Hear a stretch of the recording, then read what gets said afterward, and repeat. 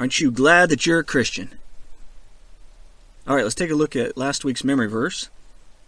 We have this hope as an anchor for the soul, firm and secure. Hebrews 6:19. Hey guys, I was out investigating this empty tomb deal, and what? What are you talking about? You saw him? Alive? Peter, are you sure you weren't having a hallucination? Oh, you all saw him. Okay, but how do you know it was really him? John, you know how you're always confusing me for my brother? He was probably just some guy who looked like him. He had the marks of the crucifixion. Okay, but there's got to be another explanation. I mean, that's such an outlandish claim. It just doesn't compute. I'm sorry. Until I've got some incontrovertible evidence, I see him with my own eyes, touch him with my own hands, I'm not going to believe it. I can't. Today, I'd like for us to take a look at John chapter 20. I call this the bad rap of Thomas, and no, it has nothing to do with me trying to rap, which would indeed be bad. Okay, we need to start with some background. Pilate didn't want to crucify Jesus, so we can see from the Gospel of John that he had him scourged to try to satisfy the Jewish leaders. But, of course, it didn't work. They still called for his execution. After a while, he gave in to their demands and delivered Jesus over to be crucified. He was then nailed to a Roman cross to be left until dead. And the Romans were experts in killing people. I'm not going to make a mistake. They specialized in it, prided themselves with it. And if Jesus had simply fainted, as some people try to argue, he would have suffocated, not pushing himself up to breathe properly.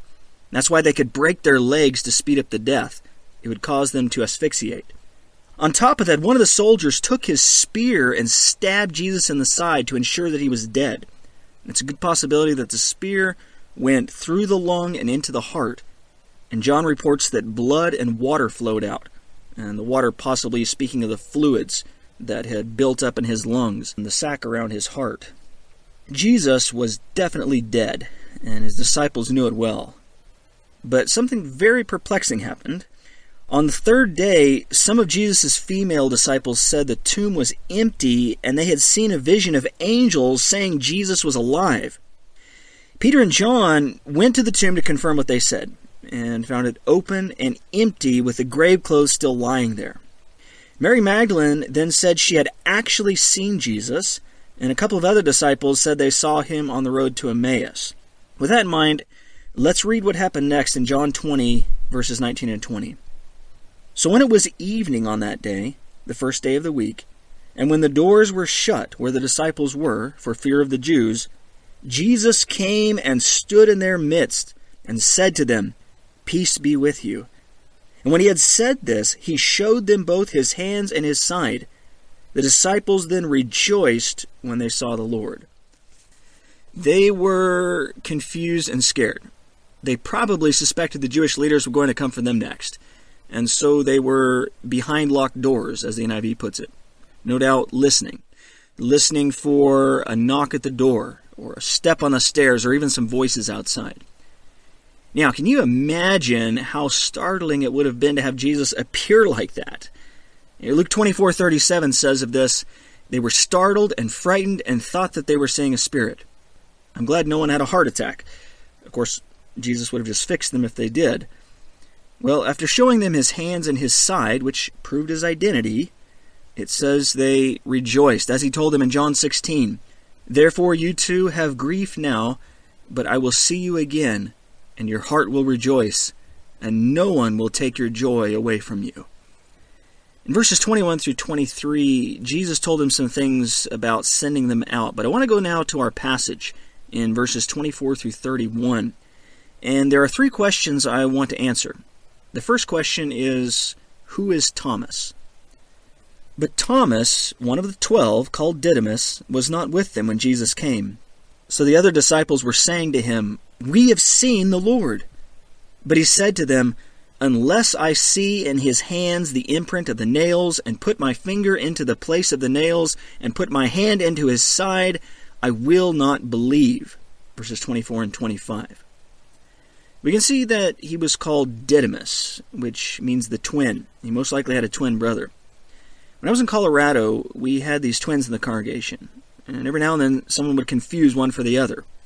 See, Thomas was probably used to being mistaken for his brother.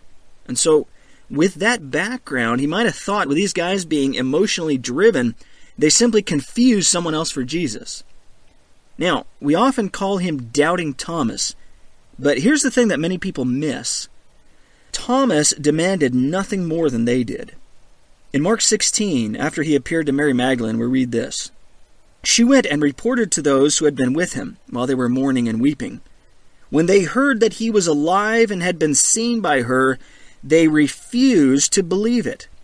After that, he appeared in a different form to two of them while they were walking along on their way to the country. They went away and reported it to the others, but they did not believe them either. Luke 24:11 puts it like this, and these words appeared to them as nonsense, and they would not believe them. And so that's why I call this the bad rap of Thomas.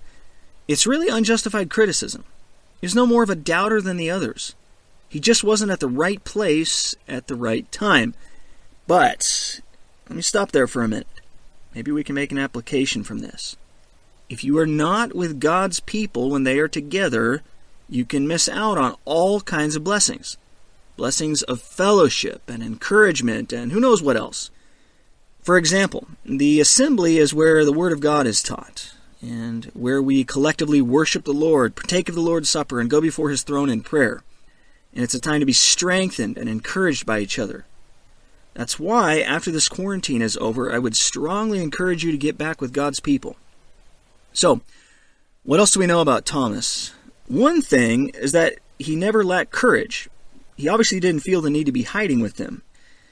In John 11, the disciples were worried about Jesus going back to Judea and said, Rabbi, the Jews were just now seeking to stone you, and are you going there again? But verse 16 says, Thomas, therefore, who is called Didymus, said to his fellow disciples, Let us also go, that we may die with him. So he was willing to risk it and go with Jesus. You'd think we'd refer to him as Thomas the Brave. He was also an inquisitive guy who wanted answers. In John 14, we find Jesus talking about going to his Father's house. And verse 5 says, Thomas said to him, Lord, we do not know where you are going. How do we know the way? And we can see from our passage that he was a guy who wanted evidence. And yes, he should have believed, like the others should have. They had seen Jesus' miracles. Jesus said he was going to be raised. The tomb was found empty. And then they had the testimony of the women. In Mark 16:14, Jesus reproached all of them for their unbelief and hardness of heart because they had not believed those who had seen him after he had risen. But keep in mind, the apostles were not rebuked for wanting evidence of Jesus' resurrection. They were rebuked for doubting the credible evidence they had already received.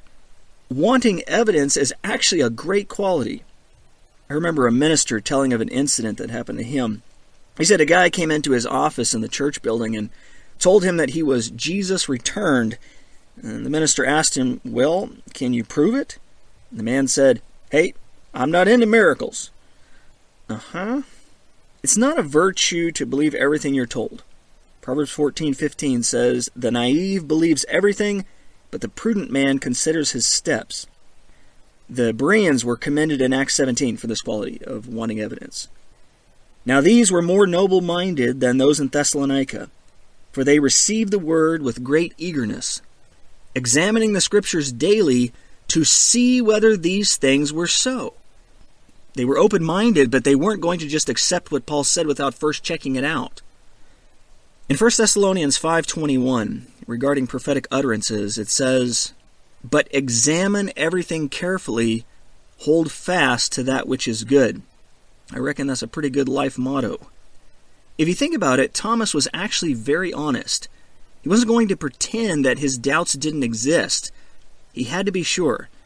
And the thing is, those who fight their way through doubt will often end up with great faith, like Thomas. The next question is, who is Jesus? After 8 days, his disciples were again inside, and Thomas with them. Jesus came, the doors having been shut, and stood in their midst and said, Peace be with you. Then he said to Thomas, Reach here with your finger, and see my hands, and reach here your hand, and put it into my side, and do not be unbelieving, but believing. Thomas answered and said to him, My Lord and my God. Verses 26 to 28. You notice that Jesus didn't come to berate him.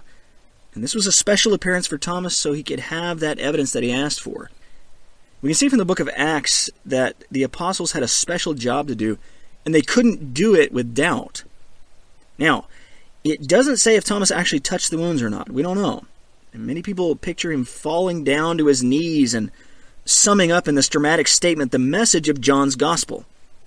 In the beginning was the Word, and the Word was with God, and the Word was God, and the Word became flesh and dwelt among us, and we beheld his glory. See, Thomas's statement is really the climax of the book. And you notice that Jesus accepted it. So why is that significant? In Acts 10, when Cornelius fell at the feet of Peter and started worshiping him, he said, Stand up, I too am just a man. In Revelation 22, when John tried to worship the angel who brought him the vision, the angel said, Do not do that. I am a fellow servant of yours and of your brethren the prophets and of those who heed the words of this book. Worship God. But you see, Jesus was not just a man or a servant. My Lord and my God. Now, if you think about it, that was quite a statement for a Jew to make, but he is. And so we find another good quality of Thomas. He surrendered his mind and his heart to the demands of the facts. When he was sure, man, he went the whole way. I mean, there was no halfway house about Thomas. I mean, he wasn't one of those confirmed agnostics or skeptics that you can find, a perpetual doubter. And so, again, I really don't like that some people have given him that moniker, Doubting Thomas. It just rubs me the wrong way. Obviously, I'm doing this sermon on it. Now, the last question is, who are we? Jesus said to him, Because you have seen me, have you believed? Blessed are they who did not see and yet believed. Therefore, many other signs Jesus also performed in the presence of the disciples, which are not written in this book. But these have been written so that you may believe that Jesus is the Christ, the Son of God, and that believing you may have life in his name. Verses 29 through 31. And so Jesus spoke of those who believe with less evidence, like us. John 17, he prayed, I do not ask in behalf of these alone, that's the apostles, but for those also who believe in me through their word, that's us. Now, we may not have the evidence of seeing and touching him, but we still have evidence. We have the testimony of credible and competent eyewitnesses. As it's been said, we would believe nothing about the past if we had to see it for ourselves. How do we know Alexander the Great created one of the largest empires of the ancient world? That Julius Caesar crossed the Rubicon? That Wellington defeated Napoleon at Waterloo? That George Washington was elected unanimously as the first president of the United States by the Electoral College? I mean, it's simply a matter of historical testimony. Now, 2 Corinthians 5:7 says that we walk by faith, not by sight. But that does not at all mean that it's irrational or illogical. We have 11 men, including Thomas, who were afraid, who didn't believe each other, and yet these cowards somehow transformed into men of courage and spent the rest of their lives proclaiming the message of the resurrection of Christ. They were willing to face arrest, imprisonment, beatings, and scourging, and even death. And James's death is recorded in Acts, and others are recorded by the early church fathers. Peter was crucified upside down, and so forth. If you want to know more about that, Sean McDowell has a video on YouTube called Did the Apostles Really Die as Martyrs?, which is what he did his PhD dissertation on. Now, skeptics will respond, well, people often die for their faith, so it's no big deal. But that completely misses the point. People will indeed die for what they believe is true. Suicide bombers and terrorists, they do it all the time. But they really believe in their cause. The question is, who would die for what they know is a lie? Many people die because they have faith that their beliefs are true. But the apostles were in a position to know for sure if they were true. I like this comic from the book On Guard. Okay, so here's the plan. We get the body out of the tomb and stash it somewhere, and then we come back and tell a story that will probably get us all killed. So, who's with me on this? On top of that, a fraud propagated by the disciples would not have convinced Saul of Tarsus, the great enemy of the church. Fraud on their part would have been the first thing he would have suspected. Also, it's doubtful that fraud on the part of the disciples would have convinced James, the skeptical brother of Jesus. Like Paul, James was convinced by what he believed was an appearance of the risen Christ. And being his brother, he would have known if it was Jesus or not. Paul and James would have been looking for fraud from the disciples, but they became disciples themselves, and both ended up dying a martyr's death. And there are many other lines of evidence. And so I have to agree with Eric Lyons of Apologetics Press. The blessing that Jesus mentioned to the Apostle Thomas, "Blessed are those who have not seen and yet have believed," was not an endorsement of a blind, emotion-based, feel-good religion, but heaven-sent support for the truthful, credible evidence that leads the open-minded truth seeker to confess him as Lord and God.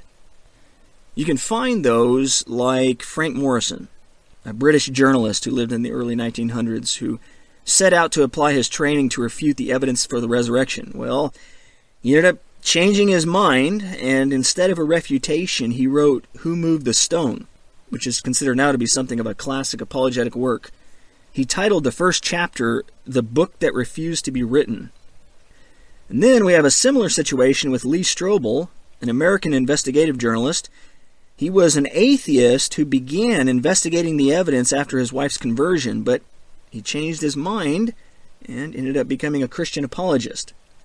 And so, my admonition, be like Thomas. Test the evidence. Make your own examination of the facts, and be not unbelieving, but believing. As one of my old teachers used to say, God has not called us to be a question mark, but an exclamation point.